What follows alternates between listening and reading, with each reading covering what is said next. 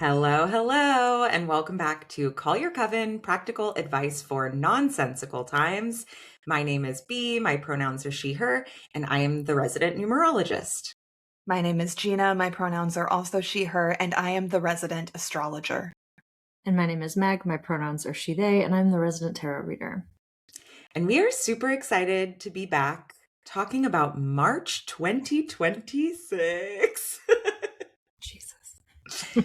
Every time we say the month, it just feels bonkers. Yeah. Because it's always bonkers. Yeah, but it's okay. I feel like at this point we survived February. Mm-hmm. So, well, we haven't. We're recording this in February, but we will by the time you're listening. For us, we'll have survived. Yes, we are claiming it. We will have, yes. And March is a question mark. We'll all find out together today what the vibe is going to be like. But in terms of us, we are kind of just moving and grooving. So if you would like to work with me, Bee, Jeanna, or Meg, or all three of us in the upcoming month, we all run newsletters on numerology, astrology, and tarot, and much, much more. So you can find those links in the show notes and support the work that we're doing. And then we also have been throwing out some stuff on the Patreon. So if you would like to join the Call Your Coven Patreon at just our supportive tier, you can listen to us babble about heated rivalry. And upcoming, you can hear us talk about the traitors. Mm-hmm. So I like this pop culture coven. Yeah, they're all just kind of conversations that we have anyway, and we've just started recording them, sharing them with the Patreon. And I am excited to dig into the astrology of some of the Traitors cast on it. Yeah, we should do another conversation when it's over. I don't know how many of their charts I can pull, but I'll at least have sun signs and hopefully more for some of them who've, been in the public eye for quite a while. So okay, well, I'm excited for that one. And that makes what I was going to say really silly, because Gina's like, okay, I'm going to come with the charts. And I'm like, okay, let's talk about how Rob Roush is ruining my gay life. Why not both? Why not both? It's both. We can do it's both. Like, well, since we recorded that conversation. He dresses like a lesbian. This is a preview of the Patreon episode in advance. He dresses like one of us. So correct. I think it's allowed. I think that any gay panic you're having is allowed. Thank you. It really got complicated this week, actually, because my favorite band, the greatest band in the world, Muna, released a new single and a new music video in which they all look so hot, I can't stand it. But Joe has gone full dyke, affectionate. Love it. And is in a tank top with a snake tattoo. And I was like, why are all these dykes with snake tattoos coming for my fucking neck right now? Sorry, Mom. She's listening. Hi, Bee's mom. It's a lot. Hi, Bee's mom. And also, if you enjoy that kind of chaos, get it on Patreon. You're going to love our Patreon. You're going to love our Patreon. Yes. Okay. I promise I've also come with like very practical, normal things to say today. No, but it's important that we talk about dykes with snake tattoos because, that's an important part of our culture. So It is. Yes, for the culture. Just gonna pet my snake tattoo over here. Yeah, Meg has a snake tattoo. Of course, I have a snake tattoo. I don't have a only snake tattoo because it is my greatest fear that I am continually working on. But I do have a Medusa, and I also have a Lamia, which is a snake lady. So these are the two genders. These are the two genders. Do you have a snake tattoo or a Medusa tattoo? or a mythological tattoo where like snakes are involved. Yeah, that's what I said. Damn. Okay. Maybe summer 2026 is the summer of the snake tattoo for me. Listen, here for it. Let's do it. Join my newsletter so that I can afford the snake tattoo. Lol. What's our tattoo habit? Yeah, right. Exactly. Thank you. Thank you for your support in this trying time. Okay. I actually kind of love this conversation for March because we're working with some wild numbers in terms of numerology. So March is the third month of the year. So we're obviously working with three. And now, hopefully, you've seen this pattern, which is when we're in a one collective year, the numeral of the month just bumps up to that following number, right? So we have three, and then we add the one, and we get four. Like last year, when we spent time in one number and it was always doubled. And so we got really like the full experience of that. This year is asking us to be always kind of a step ahead and like holding the next energy in. And actually, that's the central number. The next energy is like the central number that we're actually working with in 2026.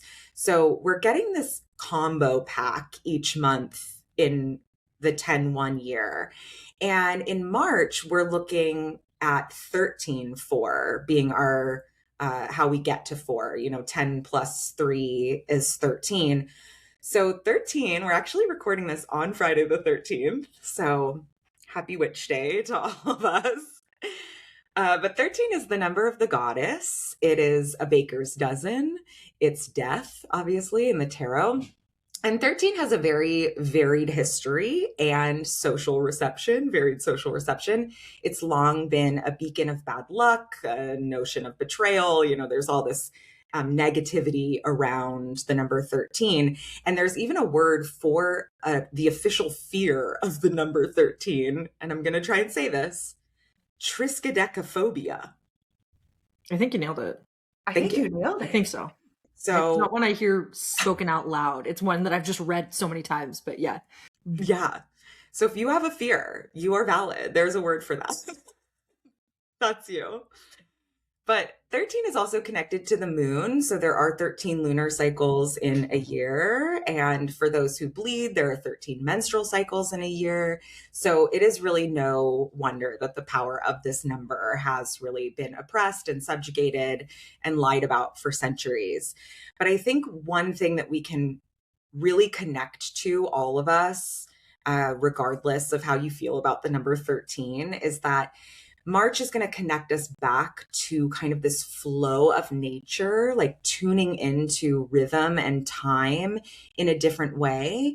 And to also have us looking at our own power and our resistance to that power, and also open to what power looks like in softer ways, right? Power is not always assertive. It's not always constant or comfortable. And so we are in kind of this interesting moment, and I'm sure the astrology and the tarot will back this up, of like really kind of quote unquote leaving something behind and moving into this new cycle. And there are many ways that you can, I feel like that's something that like spiritual people are always saying. We're always being like, we're leaving the old world behind. But I do feel like that's happening right now in a big way. And so phrases have been coming through. Last month, we were loosening the fuck up. And our phrase for March is, it is time. That's what came through when I was thinking about it. And I've actually been doing some reading on numbers and time. Carl Jung, famed depth psychologist and much, much more, actually spent... What's that? Astrologer. Absolutely. Absolutely. No, please. Yes, that's like where we're going, is that he really spent the latter part of his life, like the last years of his life, really leaning into spiritual modalities and trying to link them to depth psychology and his theories of the unconscious. So he actually spent a lot of time thinking about numerology and numbers, and he left all of his work to a woman named Marie-Louise von Franz, and she wrote a book called Number and Time: Reflections Leading Towards a Unification of Depth Psychology and Physics. And it's really fascinating. You can find PDFs of it online, and if it's possible, we can, if I have a PDF, but I'll try and link it in the show notes for us. But it's really fascinating to think about these numbers, and specifically Jung and then Marie-Louise von Franz, they talk about the numbers 3 and 4 and what those numbers can help us understand about ourselves. So this is really fascinating. Marie Louise wrote, 3 is an unfolding of the 1, right? Because we're always kind of coming back to this 1, and we're in a 1 year. So I love that we're really talking about this number. So 3 is an unfolding of the 1 to a condition where it can be known. So, right, like 2 is this wordless high priestess place. And then 3, we're like, okay, we can talk about it, we can know it, we can grasp it. 3 is a mental number. So unity becomes recognizable. And I love Jung attributes the number 3 to kind of all mythological triadic divinities and like underworld deities, saying that the number 3 and the symbolic forms of them in our storytelling indicate a connection between the number 3 with time and fate, which the 3 fates is like the perfect example of that. But also how 3 is like stepping out of the dark threshold, kind of back into the sober but clear light of objectivity. And so then 4 becomes consciousness. So I love this quote. The psychological and spiritual attitude corresponding to the problem of 3 and 4 is depicted by Jung in terms of the progressive development of consciousness from a purely imaginary standpoint to one in which the observer experiences himself, gender neutral, as a participant on the level of a thinking and experiencing being. So we're moving from development and progress and like learning into being and doing and observing and actually participating. So it is time. It is no longer, this is me now, it is no longer realistic to wonder what you would be doing if blank. Whatever you are doing right now, you are doing it. It is time. So whatever you practice is what you get good at. So March might really ask you to get a little uncomfy in, well, Jung would call it shadow work, but you can call it honesty and integration if those words work better for you. But really 13:4 says no more, right? Death, like we have to make a change.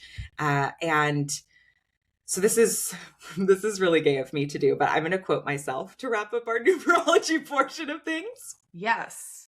From another thing.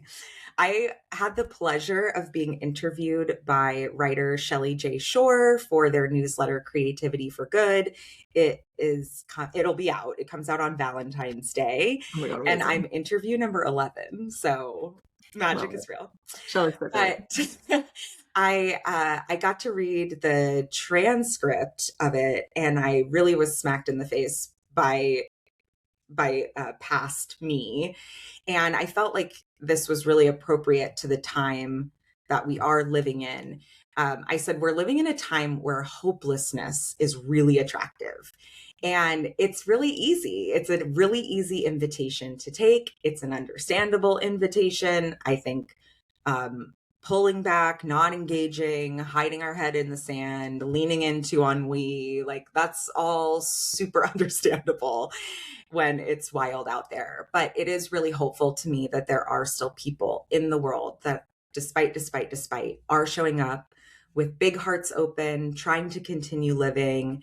And I gave this interview, obviously, when I was going through cancer treatment. So I said that in literal and metaphorical ways, the invitation to not continue living is absolutely on the table. But this month says it's time for us to lean into whatever it is that we're cooking up for ourselves. So for me, that's leaning harder into my 3 words that I use to describe myself. So in March, maybe you need 3 words to describe yourself: writer, witch, and weirdo. And then the 4th thing, waking up every day to see what I can make and what I can do. So it's time. Whatever you're doing now is what you're doing. Title of the episode. Yeah, I love that. Yeah. Well, first, I just want to say I didn't realize that I had a Marie Louise von Franz book on my shelf, but she wrote The Feminine and Fairy Tales, and I have a fuck ton of academic fairy tale books for a lot of reasons. And so I just wanted to be like, shout out. It's also literally Yes. the first line of her bio that she worked closely with Carl Jung until his death, from 1934 until his death. So that's wild. I think there's a lot of symbiotic wisdom between the numbers and the astrology this month. So we start the month in eclipse season. It is a really common misconception that eclipse season, like quote unquote, ends with the second eclipse. I see this all the time, but that is not the case. A full lunar cycle goes new moon, and then the moon waxes for about 2 weeks. Then we have the full moon, and then the moon wanes for also 2 weeks. And then we're back to the next new moon, which then initiates the next lunar cycle. I see a lot of folks online right now being like, it's only like February 17th to March 3rd as eclipse season. And I'm like, no, no, no. No, it goes till mid-March. We got 2 weeks on the back of that. So this is just to say we have a total lunar eclipse in Virgo, which is to say a full moon eclipse on March 3rd. And then eclipse season will not be over until the new moon in Pisces on March 18th. General advice for eclipse season. And this is kind of a continuation of what I said in February, but like it still holds. Take it easy. Don't try to start something brand new, especially in the waning wake of a Virgo lunation. Focus on getting things off your plate. Preemptively spring cleaning those corners and closets, tying up loose ends. Eclipse season is not where I want to be starting or launching something, but it is a really great time for like closing the loop on varying life activities and conversations. Similarly, there is actually a lot of creative energy in this Virgo eclipse. The eclipsing moon will oppose an exalted Venus in Pisces and Mercury retrograde in Pisces.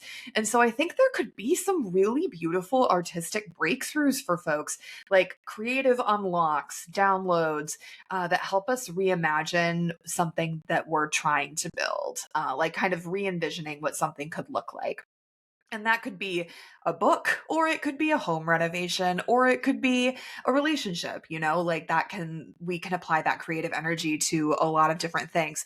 But I do think this Virgo eclipse, like, actually has some really potent breakthrough energy, and specifically for like getting something moving that has been slogging and that we've just been, albatross carrying throughout the winter. This is, I think, going to help move some shit along, which I am very excited for, and I'm very delighted that it comes so early in the month on the 3rd. So like I said earlier, we've got a new moon in Pisces on the 18th. More on that at my newsletter. But what I will say for our kind of big picture purposes here at Call Your Coven is that new moon is also co-present with a still retrograde Mercury. So if you haven't, if March 3rd came and went and you didn't bust through those blocks or have a breakthrough, do not worry, because the new moon in Pisces still is carrying some of that let's revise and rethink energy through. So the energy starts to shift out of the melting snow of Pisces, which is very fucking literal for us in New York right now, and that kind of end of winter cold snap on March 20th, because on March 20th, we have the arrival of the spring equinox and Aries season, and it is the start of the zodiacal new year. So it is very much a time, also to check in with ourselves. And if the Gregorian New Year did not maybe bring those changes or shifts or spaciousness to think about changes and shifts that you had been hoping for, the zodiacal New Year, I hope, will open up some space around that. Also, on March 20th, Mercury stations direct, which is great news for catching up on our inboxes, as well as any travel that you have planned. Also, if you're thinking about doing like an impulsive weekend trip or something in March, I will say I would wait to after March 20th. Like, Mercury retrograde in Pisces, travel problems are inevitable. So if you have any agency, free will say in when you're doing things, like it's not like a work trip that you have to be doing, I would definitely advise the back half of the month for that. So overall, I don't know if I'd say it's a chill month, because we do have eclipse season and it is with Mercury retrograde. And Mercury retrograde, again, is bound to involve some kind of travel snafu or miscommunication, things taking longer than we'd like, taking forever to close the loop on an email chain that has just been never fucking ending. But in my opinion, March is not nearly as rough as February. It's kind of like the vibe, the image that came through when I was writing this was sort of like we've been on rocky waters on a boat and it's kind of been tossing and turning. Certainly in February, that is the case. But in March, it's like we're getting our sea legs back, settling our stomach from the nausea. It's like not in the clear, but it's starting to settle. As B said, it is time. It is time. No, I love that. And that also makes total sense why none of us had anything new to promote. We're like, we're all just doing the thing. All doing the thing. Yeah, it's very much like we're in a steady middle where things have settled. And again, like in March, we have the back half of eclipse season. We do have Mercury retrograde, but like February has such volatile astrology that we are still living through. And certainly we're seeing that on a collective scale, also individually for a lot of us. But I think March is very much things are settling. We also just like have better strategies and a better idea of how to be coping and how to be managing. And it's not, which makes it not that it's not disruptive, not that like stuff happening on the ground is not disruptive, but that it is less personally like volatile of what do I do to, or what have you. So yeah. That's very like now we can actually contain the mess a little bit. Yes. And like employ tools and coping skills. So yes.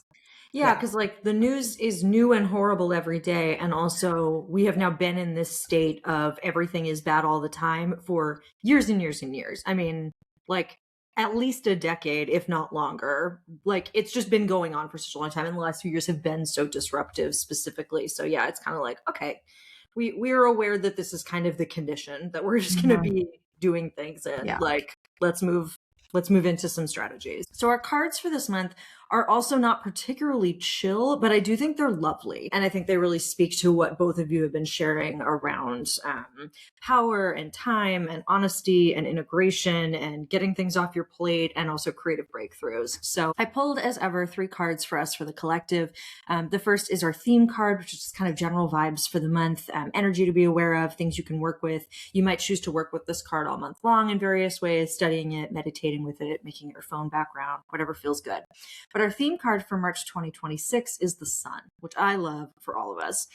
The sun is really an archetype of clarity and abundance, of celebration and of joy, of looking at things for what they are and really reveling in that authenticity instead of fighting against it.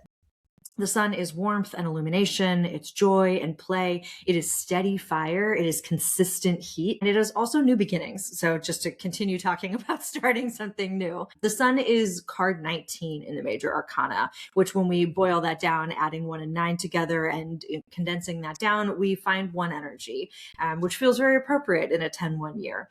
And so I think this could be a real like fresh start, anything is possible kind of vibe for the month of March, which I love for us. Also with the spring equinox and just like those honesty and integration themes that Bea was talking about, it all feels really interconnected with the sun. Personally, when I pull the sun, I really think about being present, about paying attention, about honoring potential, and about celebrating wins, both big and small. But I also think the sun can have this really lovely energy of interconnectedness, where I think the magician and other 1 energies can feel very individual. I feel like the sun really celebrates that collective, we are one kind of energy. And that feels like a really lovely thing to sit with and explore. This month, don't be afraid to let yourself shine. Don't be afraid to let yourself expand. Don't be afraid to let yourself take up space. I wrote, try not to get too panicky about the future, which I know is a thing that so many of us feel right now.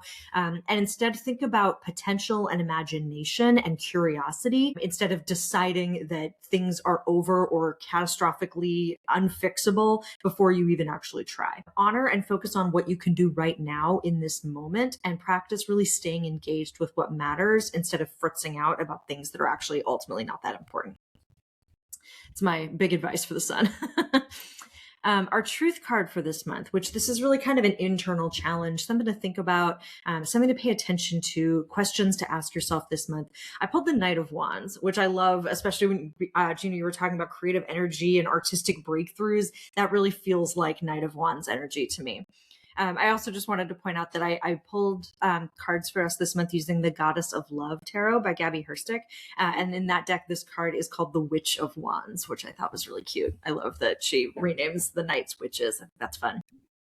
So in general, I think of knights as being really bold and brave, as being figures who are willing to take chances and push boundaries, and also who want to use the experiences that they have had so far to take risks and try something different and really push the envelope. There's a real passion of authenticity within knights and a willingness to try, and not comparing potential like success to the certainty of failure. Knights are really willing to try to do a thing and see what happens.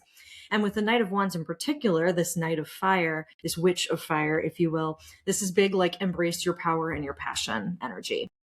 And so as our truth card, I think the Knight of Wands really wants us to pay attention to what lights us up, what lights you up, what turns you on, what brings out your fire. This is a time to really investigate that this month. Think about what it would actually look like to go full force after what you want. Mm-hmm. How might it feel to acknowledge what you yearn for? Be a yearner. How might it feel to acknowledge what you already actually yearn and burn for, and to let yourself own that yearning and burning instead of trying to suppress it or minimize it or pretend it doesn't matter?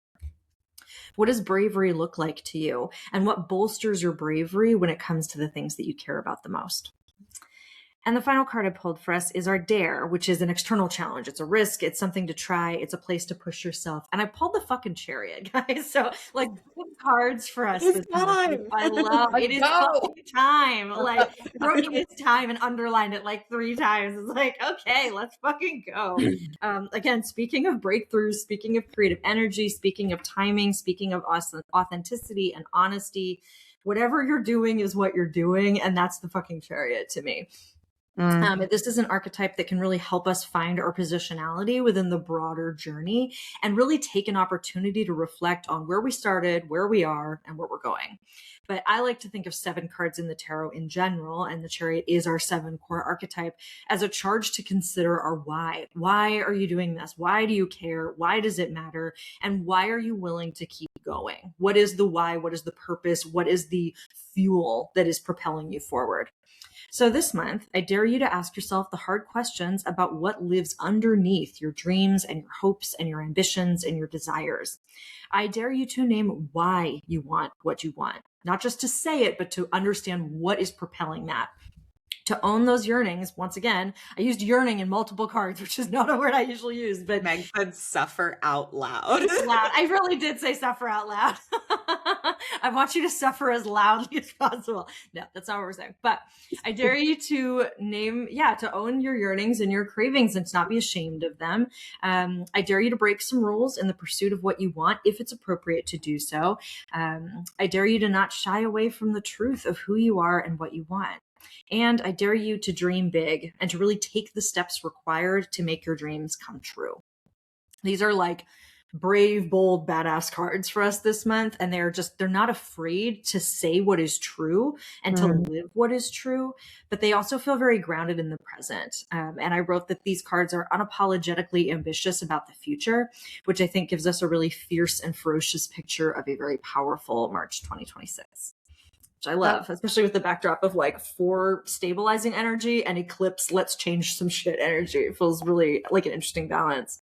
It also feels very much the transition from Pisces to Aries season. Yeah. Like we're yearning and then we're doing something about it.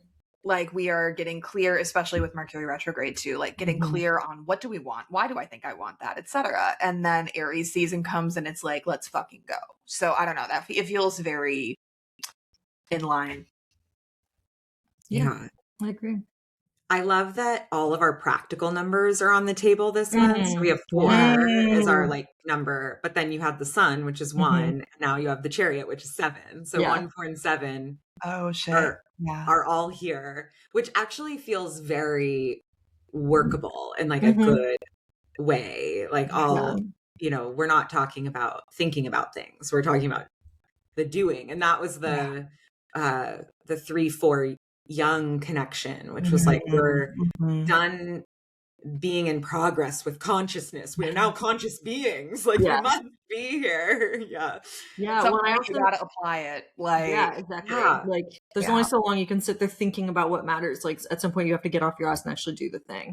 I also think that the knights, I see knights as 3 cards because I see them as the 12th card of the suit. So we also have that 3 kind of being backed up around what you were talking about. So yeah, it all feels very, very interconnected.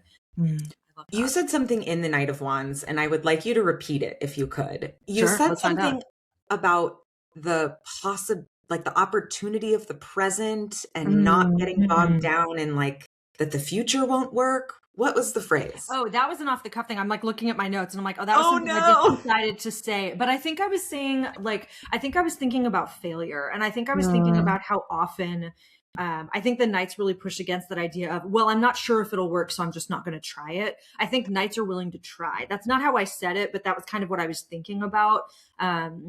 Is that way that we like sometimes let the opportunity for success get shoved to the side by the fear of failure. And I think knights really live in that space of being like, well, fuck it. What's the worst that can happen? Or like, so I fail, I'll learn something from it, you know? And that doesn't mean that knights don't still take it personally or feel upset that they have failed, but they're not willing to let the fear of failure restrict their capacity for potential. It's the champion mindset, right? Yeah. It's like very much it's so funny you bring that this is such a prominent thing because I'm literally writing about this particular kind of like, it's the mind game phenomenon, like with professional athletes. Like it's a mental, ultimately like the differentiator at a certain point, it stops being skill.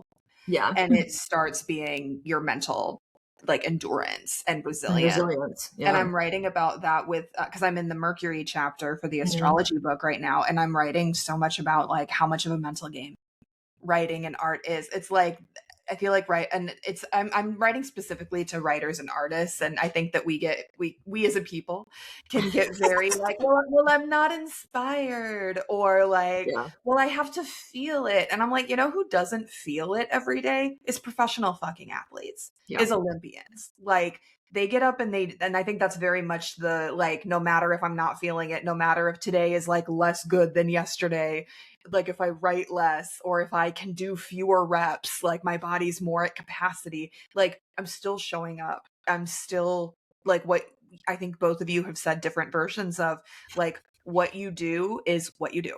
Like what you like despite. Yeah. Despite. Like it's really like what you're doing. Ultimately it's the actions speak louder. And what are you doing?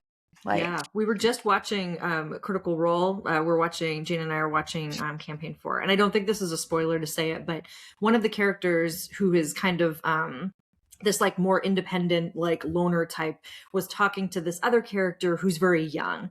And she's brand new. And he was telling her she had like done something that he didn't like agree with from a moral perspective. And he was talking about how in the moment he had corrected her in a specific way, but he was basically apologizing for not letting her actually learn the lesson. And what he ended up saying to her, and I'm not going to say this perfectly, apologies, Robbie Damon, I love you so much. He said some version of like, we all have beliefs about who we are and we all have an understanding of who we are, but sometimes the things that we do don't line up with that. But ultimately the things that you do sometimes are more important than who you believe you are. And you have to let that hold weight and tell you about yourself and like learn about yourself by what you actually do, not just what you think you would do. Like you said that right at the beginning, like there's this idea of like, we say, well, if I was in those circumstances, I would have done this. It's like, well, we're in the dire circumstances. There are concentration camps all over this fucking country. Like there are multiple genocides. Like all the bad things are happening at once. The things that you think you would do are what you're actually doing. It's not theoretical. It's not hypothetical. What are you actually doing right now? That's what you would do because we're there. Anyway, I'll get off my soapbox. No. That's, you're saying it, like the crux of it. And two things. First, I was thinking about athletes. It's so funny that you brought that up because I mean, also the Olympics. The Olympics are on right now, and you are watching more avidly than I am. Yeah. So. Well, we watched the women's snowboarding half pipe finals last night. Rad. And when you were talking about like the mindset and the fear of failure, I was thinking about almost every single woman who competed fell in the finals. Yo. At least once, multiple times. Multiple people went down all 3 runs. And it's like, these are the best of the best, and they're still falling on their ass on a global stage. And then they're getting up and they're doing another run. And in particular, there was a 17-year-old out of Korea who went down so hard on her first run, to the point where the announcers thought she was out of the competition. Oh shit. They had to cut away from the competition because she was like motionless. That's always so scary. Like very scary for a moment. She got up. She went for her second round. And for those who don't know anything about snowboarding, which is me, you go 3 times and you get like whatever your best score is, that's the one you keep. But you get 3 chances. So her first run, she fucking crashes out. Second run, she falls on her first trick and you can see the life leave her eyes. The third run, she won gold. She beat Chloe Kim. Oh, Chloe Kim. I'm gonna have to watch that. I missed it last night. We're gonna link her runs in the show. Yes, you have to, because like that's amazing. When she finished her third run and it was like fucking perfect, and the announcers were like out of their minds. Yeah. When they announced her score, she just crumpled, and like I just crumpled, and it was like, I don't even care about any of this, but like I care about how you're feeling in this moment as a human. And, like so wild. So that, but I was also thinking about how like those are really big when we're thinking about like the problems of the world or like the Olympic stage, like those are the big versions. I think March is calling us into the present moment. Like what is the small everyday version of that? So like you can sit there and be upset about the way that people are being treated in the world, or you can go to a food bank and spend 3 hours passing out food to people that live in your community, and you don't have to tell anybody that you're doing it. It doesn't have to be a big thing, but like, what is a better use of your time? I think is a low, like it is time. And then it's like the low key question of that is like, what is actually the more practical use of your time than how you're spending it right now? Yeah.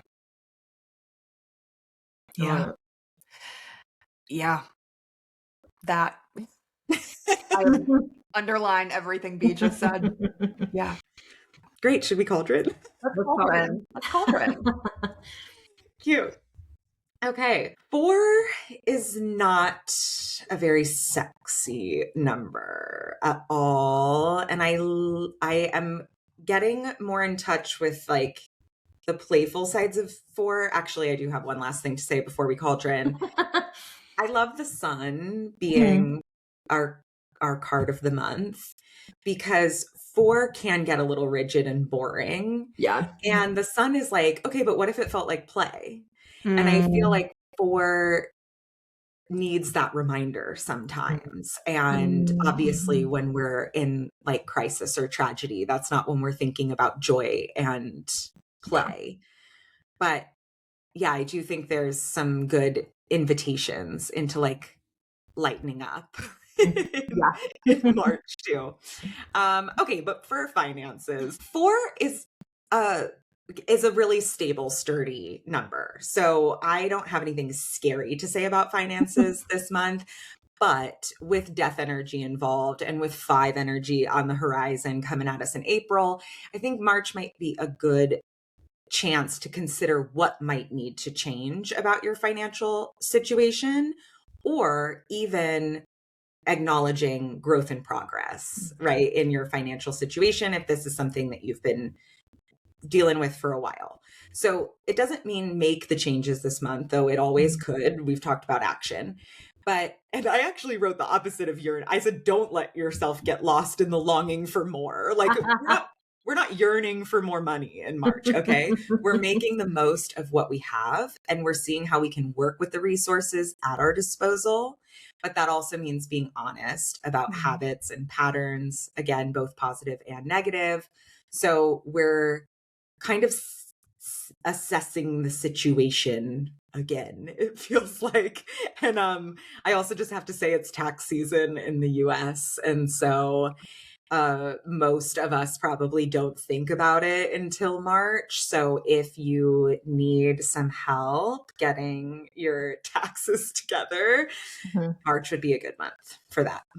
We'll also put a link about war tax resistance in the show notes if you'd like to know more. 100%. 100%. Yeah, I will say finances for the astrology in March, it's pretty much a continuation of February because Mercury retrograde continues, and Mercury retrograde, especially in Pisces, like I talked in February about the attractiveness of impulsive spending and emotional spending, and that sort of continues in March. So it's, on the one hand, probably not that different from February finances, astrologically speaking.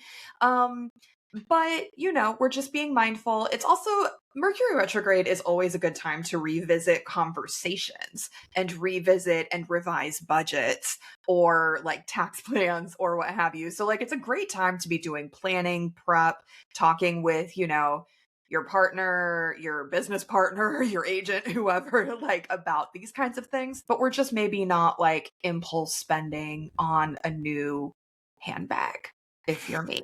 So that. Well, on the other side of the coin, I pulled the Six of Cups, which is which feels like get yourself a little treat kind of energy. But I think treat. A small treat, a little ice cream, you know, like a little make your inner child happy with like a little sweet treat. Whatever your version of that is. My version of that is like a nice glass of red wine. This is literally Oreos. Which I bought for her yesterday as a reward. This is not sponsored. We have no sponsors. I just love Oreos, especially when I'm recovering from a hard tattoo. Yeah, I bought Jeanna Oreos to eat when she got home from her tattoo yesterday. Yeah, that's if you're not watching on YouTube, then you won't know that Jeanna literally just pulled an entire pack of Oreos from right in front of her. Directly within arm's reach at all times. At all times. Hello? So yeah, Six of Cups. Do I need to say anything else? No.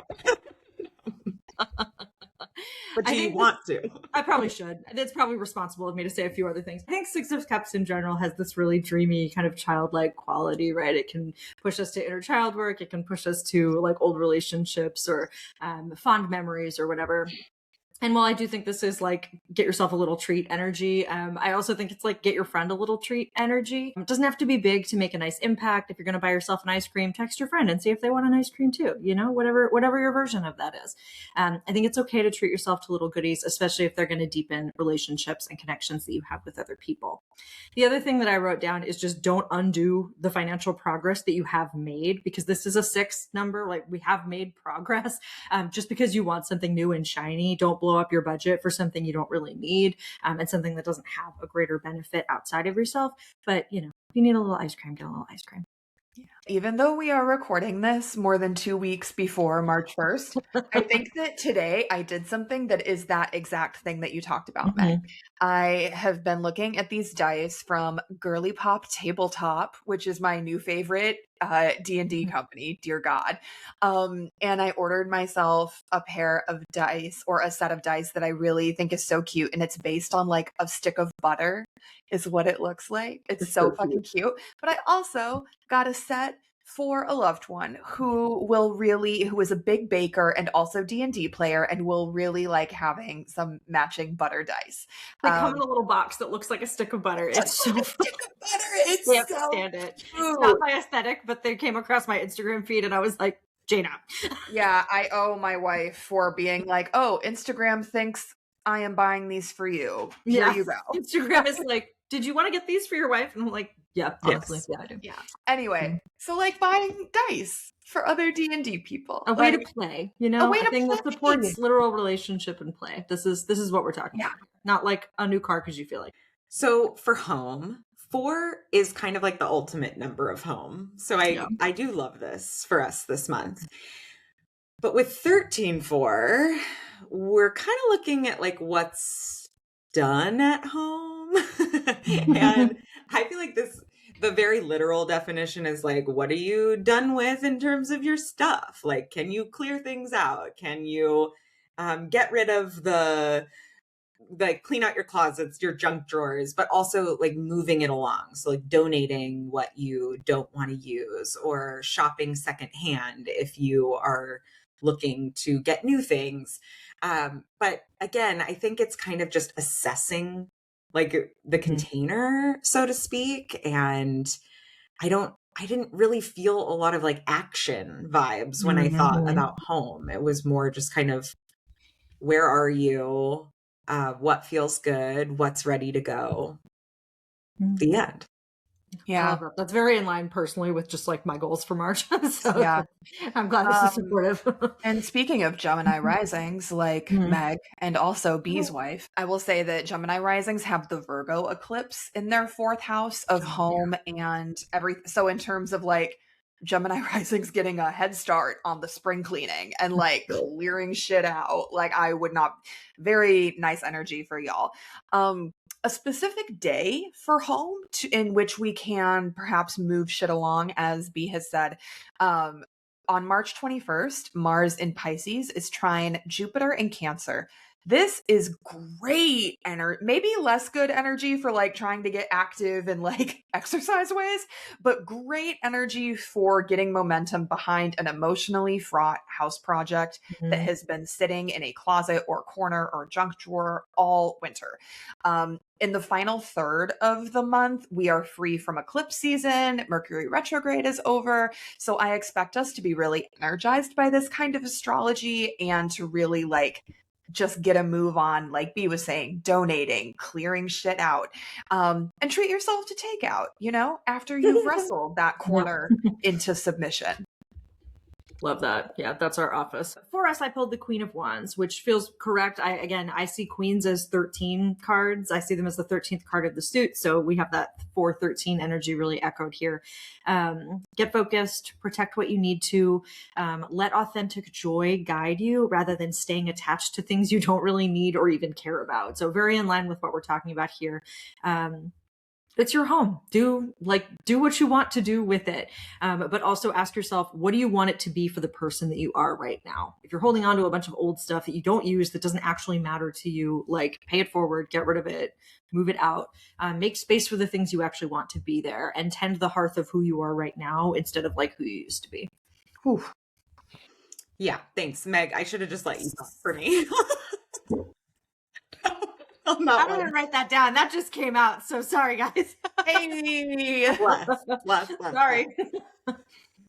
Okay, again, I did warn you that 4 is not a super sexy number. So love, I think we're in a practical space about love. Like I said, 4 can be a little stubborn, a little rigid, but it might need a little shakeout. But I think that for a new zodiacal year is really interesting, because for love, I really want you to start the new year knowing where you stand. So that means you might have to have some conversations. I'm not advocating for conflict, but if you have been avoiding saying something to someone because, and this could be a romantic partner, a friend, a colleague, any kind of emotional connection here, this is your month to finally say what it is that you have to say and to address the proverbial elephant in the room and just really get clear on the relationship. And especially if you're someone who bottles a lot of feelings, I can really see this combination of 3 and 4 with this like death energy involved. Like by the end of the month, once eclipse season's over, once everything's direct, if you've been bottling, like it's going to volcano out.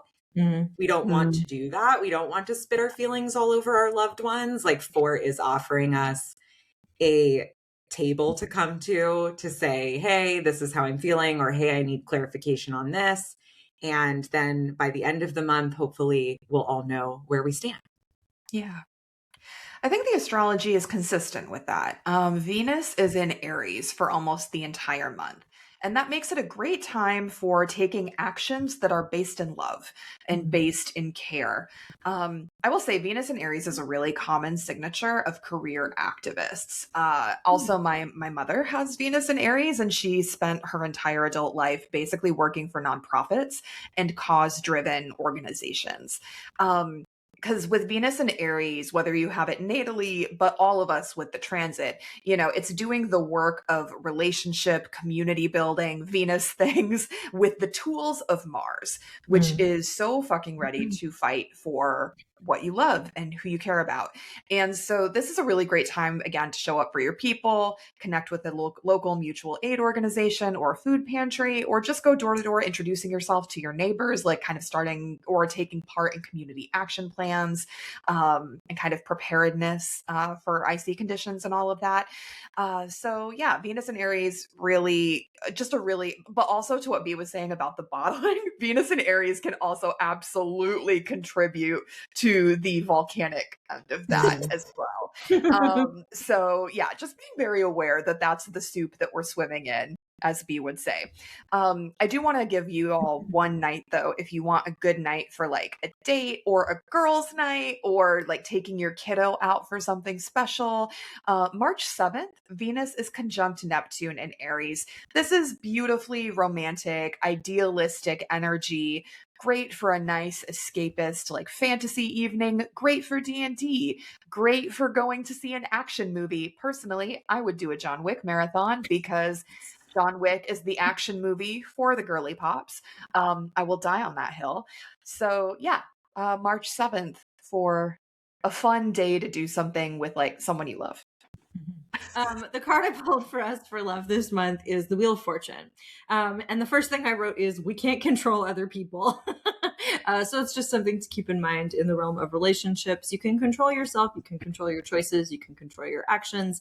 You can control what you do with your feelings, but you can't control other people. However, we can meet people where they are, and we can also learn how to roll with the punches. And with love, this just feels like a general call to be flexible and practical when you can, to go with the flow when it's possible, and to see what happens. There could be an energy of some kind of new beginnings in the air, but I think this is useful for remembering. Don't try to force a faster pace than is going to happen naturally. Don't try to accelerate a relationship just because you have clarity, but someone else might not. Let things breathe as much as possible. Communicate, and like see what is happening naturally. See what happens when you're not just like obsessively fixating over every little detail of stuff you can't control, basically. We had to watch this video on YouTube for one of my psych classes, one of my personality classes, and it was about object relations theory and the idea of like, why do we pick toxic partners? And the psychological perspective was kind of like, we go for patterns that we're used to, and then our work becomes not how do we change the pattern, but how do we respond in a grown-up way to said pattern. So that's like, so what you were saying about, that feels exactly right. Like, we can't control other people. We can only control how we show up. Oh my God. March is going to have some of us looking at things we don't want to look at, but that's okay. We're going to be okay. But also I think it's going to make space for like real honesty. And I feel like so much of this is supporting around like, yes, look at what is there and be like, is this actually what I want? Like, am I content with this thing that I have decided is fine? Like it's good enough actually where you want to be with that? Or like, is it really working? Or are you ready to like shift into something else or say, I actually don't need this because it's not working. And I want to do the hard work to chase after something that is more in line with what I want. Yeah. Leveling up. It's time. Level up. It's time. It is time. Okay, 4. I took a different direction with health this month. 4 rules, a couple parts of the body. The thighs, very strong muscles, as well as the bones, which are not as strong as the thighs. But strength training came forward. I know, obviously, some of us in this room, not me, but some of us in this room not me lately. Not me lately either. I need to get back into it. Maybe this is the month. Well, when I get back in my pattern. I was in such a good groove and I just lost it. So. Which I think I think that's actually great. I think I didn't write this down, but you saying that, like 4 is repetition, it's routine, it's stable. So if you have fallen out of practice and you want to get back in, we're not judging ourselves. We're not falling into criticism around what we did or did not do. We're just getting up today and doing what we can. But strength training, thinking about moving away from the idea that we need to look a certain way and more into like, how do you want to feel in your body? How do you want your body to support you, right? We're talking about the support systems of the body, these big muscle groups, these are bones, like our literal structure, but also check in with these body parts this month. So that could mean strength training, but it also could mean a calcium supplement. Have that dance party and then treat yourself to some vitamin D, like whatever it is. But really check in with these parts of the body. I know I'm going to go see an endocrinologist. I probably need to have an updated bone density scan. So that's very, very literal on the nose Very for literal. me. I also broke a bunch of bones in a 4-year. So take it from me. 4 broke the bones, and just check in with your skeleton in March. Yo, check in with your skeleton.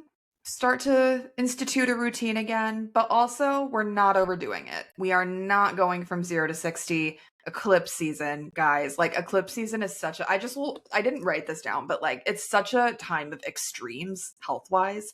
It's like there can be massive improvements and also like massive, whether it's an accident or just like strain injuries, overuse injuries. I know I've been talking about that a lot this year, but like it's very Saturn going into Aries in February. And then here in March, we have the first Sun Saturn conjunction in Aries of this new like cycle.